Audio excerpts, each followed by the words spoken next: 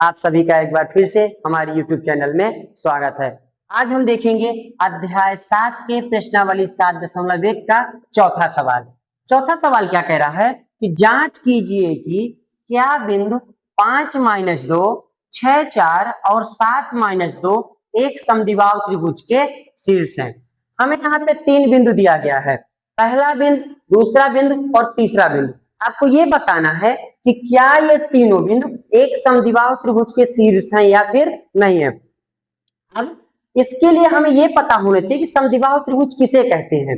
ऐसा त्रिभुज जिसकी दो भुजाएं बराबर हो, क्या बोला मैं, ऐसा त्रिभुज जिसकी दो भुजाएं बराबर हो वह समद्विबाहु त्रिभुज कहलाता है। मतलब यहाँ पे ये 3 निर्देशांक दिए गए हैं, पहले एक हम त्रिभुज का निर्माण करेंगे और फिर त्रिभुज की तीनों भुजाओं की दूरी निकालेंगे। मतलब त्रिभुज की जो तीनों भुजाएं होंगी ए बी, बी सी और ए सी, उन तीनों की दूरी ज्ञात करेंगे। उन तीनों में यदि दो भुजाएं बराबर मिलेंगी तो वह समद्विबाहु त्रिभुज का शीर्ष कहलाएगा। यदि दोनों भुजाएं बराबर नहीं मिलेंगी तो वह समद्विबाहु त्रिभुज का शीर्ष नहीं कहलाएगा। तो उसके लिए पहले हम एक त्रिभुज बना लेते हैं। ये हमने एक त्रिभुज बनाया, त्रिभुज में ये ए हो गया, ये बी हो गया और ये सी हो गया।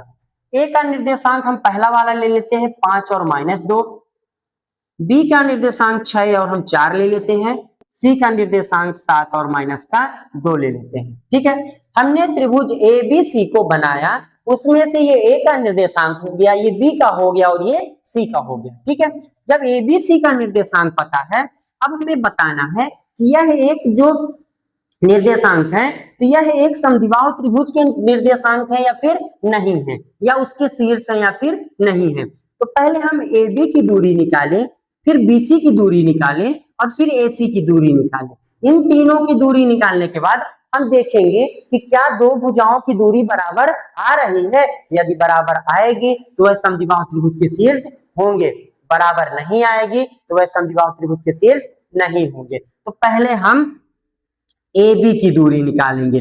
हम लिखेंगे ए और लिखेंगे बी। ए की निर्देशांक हमें 5 और -2 पता है, बी के निर्देशांक 6 और 4 पता है। ठीक है, अब जो ए के निर्देशांक है इससे हमें x1 y1 मिलेगा, जो बी का निर्देशांक है इससे हमें x2 और y2 मिलेगा।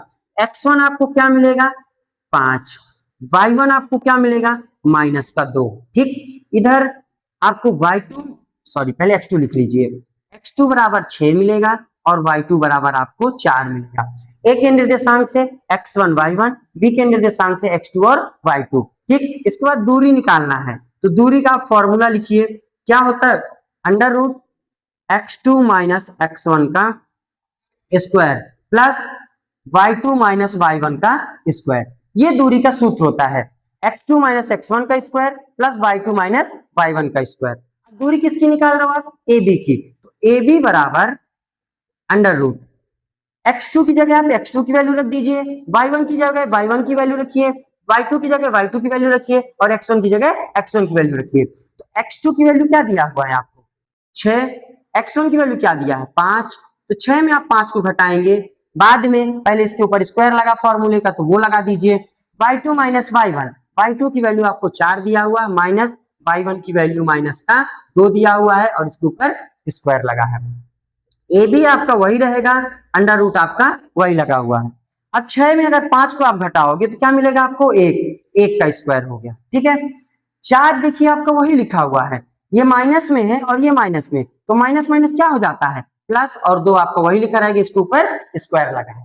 ठीक, अब नेक्स्ट स्टेप में आप क्या करोगे, दूरी किसकी निकाल रहे हो ए बी की, ए बी आपका वही लिखा रहेगा बराबर √ आपका लगा है, √ आपका लगा रहेगा 1 का स्क्वायर प्लस, यहाँ क्या लिखा है 4 और 2, बीच में क्या लगा है प्लस, तो 4 और 2 को आप जोड़ेंगे तो क्या हो जाएगा 6 और इसके ऊपर क्या लग जाएगा स्क्वायर।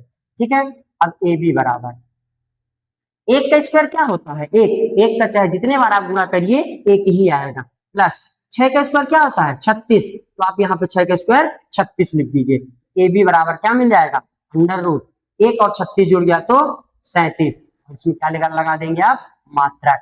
हमें ए बी एक भुजा मिल गई, कितना √ 37 मात्रक। ठीक है, अब दूसरी भुजा हम इसी तरह निकाल लेंगे, क्या बी सी, क्या निकालेंगे बी सी। बी का निर्देशांक आपको क्या दिया है 6 और 4। सी का निर्देशांक क्या दिया हुआ है आपको? 7 और -2। ठीक है, ये बी का निर्देशांक हो गया और ये सी का निर्देशांक हो गया।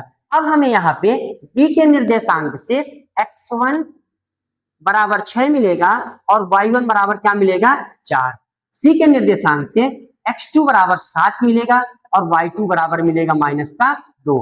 ये हमें x1 का मान मिल गया, ये हमें x2 का मान मिला, ये हमें y1 का मान मिला, ये हमें y2 का मान मिला। अब हम क्या निकालेंगे? दूरी। दूरी का सूत्र फिर से आपको बताऊं कि बार बार दूरी का सूत्र नहीं बदलता।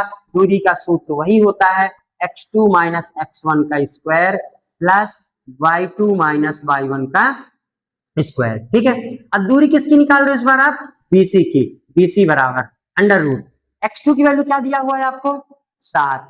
x1 की वैल्यू क्या दिया हुआ है? 6, इसका स्क्वायर प्लस y2 की वैल्यू क्या दिया हुआ? -2 माइनस y1 की वैल्यू क्या दिया हुआ? 4 स्क्वायर। आपने लिखा x2 की जगह वैल्यू आपने 7 लिखा, x1 की जगह 6, y2 की जगह -2, y1 की जगह -4। आपका BC वही रहेगा अंडर रूट 7 में अगर आप 6 को घटाएंगे तो 1 का स्क्वायर मिलेगा आपको और -2 और -4 माइनस माइनस जुड़ता है तो आपको ये मिल जाएगा -6 का स्क्वायर। ठीक है, अब BC बराबर अंडर रूट 1 का स्क्वायर क्या होता है? 1 होता है। क्यों? क्योंकि 1 का चाहे जितने बार आप गुणा करिए 1 ही मिलेगा। अब -6 का स्क्वायर क्या होगा? 36। चाहे कोई संख्या प्लस में हो या माइनस में, उसका स्क्वायर कैसा आता है? धनात्मक आता है। ठीक, हम नेक्स्ट स्टेप में देखिए BC बराबर अंडर रूट 1 प्लस 36 हुआ तो BC बराबर हमें मिल जाएगा अंडर रूट 37। क्यों मिल गया 37? क्योंकि हमें यहाँ पे 1 और 36 को जोड़ेंगे तो 37 ही मिलेगा। अब तीसरी भुजा क्या बची? AC, तो आप इसकी भी दूरी निकाल लीजिए। ठीक है, आप यहाँ पे करिए एक बिंदु और यहाँ करिए दूसरा। A का निर्देशांक आपको दिया हुआ है 5 और -2 और C का निर्देशांक आपको दिया हुआ है 7 और -2। ठीक है, तब देखिए A के निर्देशांक से x1 मिलेगा 5, y1 मिलेगा -2। C के निर्देशांक से y2 मिलेगा, पहले x2 लिखिए, x2 मिलेगा 7, फिर आपको y2 मिलेगा -2। x1 x2 y1 y2 ये हमको चारों की वैल्यू मिल गई। अब आप क्या करोगे? दूरी का फॉर्मूला लगाओगे। दूरी बराबर under root x2 minus x1 का whole square plus y2 minus y1 का होल स्क्वायर। ठीक है, अब दूरी किसकी निकाल रहे हो आप? AC की निकाल रहे हो। अंडर रूट x2 कितना दिया है आपको? 7, x1 कितना दिया है? 5, इसका स्क्वायर हो गया प्लस y2 कितना दिया है? -2, यहाँ माइनस पहले से लगा हुआ है। y1 की वैल्यू भी -2 है और इसका ब्रैकेट बंद होगा और स्क्वायर लग जाएगा। ठीक है, अब AC बराबर अंडर रूट आपका वही लगा है।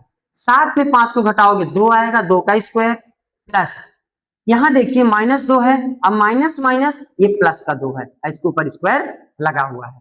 तो AC बराबर अंडर रूट 2 का स्क्वायर 4 प्लस +2 और -2 दोनों देखिए ये प्लस में है और ये कैसा है? माइनस है, तो 0 हो जाएगा, तो 0 का स्क्वायर हुआ। ठीक है, तो अब आप अगर 4 0 का स्क्वायर करेंगे 0 और 0 में 4 को जोड़ेंगे तो क्या आएगा आपका? 4 और अंडर रूट 4 का AC बराबर आपको मिलेगा वर्गमूल क्या होता है? 2 मात्रक। हम लोगों ने तीनों भुजा को निकाल लिया। पहले हमने निकाला AB को, AB की दूरी 37 मिला, फिर हमने निकाला BC को, BC की दूरी भी हमको 37 मिली, तीसरी भुजा हमने निकाला AC, AC की दूरी मिली 2 मात्रक। अब हम यहाँ पे देख रहे हैं जो AB है वो BC के बराबर है। देखिए दोनों 37 मात्रक है और AC का मान अलग है। तो हमने आपको शुरू में बताया था यदि किसी त्रिभुज की दो भुजाएं बराबर होती है तो वह समद्विबाहु त्रिभुज कहलाता है। तो हम यहाँ कह सकते हैं कि -5 और 2, 6 और 4, 7 और -2 एक समद्विबाहु त्रिभुज के शीर्ष हैं। तो आप यहाँ पे लिख दीजिए कि AB बराबर BC है तो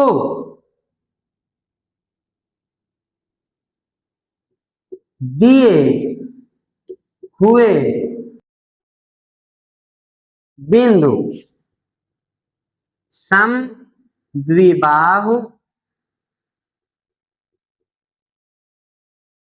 त्रिभुज के शीर्ष हैं। समद्विबाहु त्रिभुज के शीर्ष तभी बराबर होते हैं, सॉरी समद्विबाहु त्रिभुज तभी कहलाता है जब उसकी दो भुजाएं बराबर होती हैं। तो यहाँ पे ए बी और बी सी दोनों 37 37 हैं, इसलिए यह समद्विबाहु त्रिभुज के शीर्ष हैं।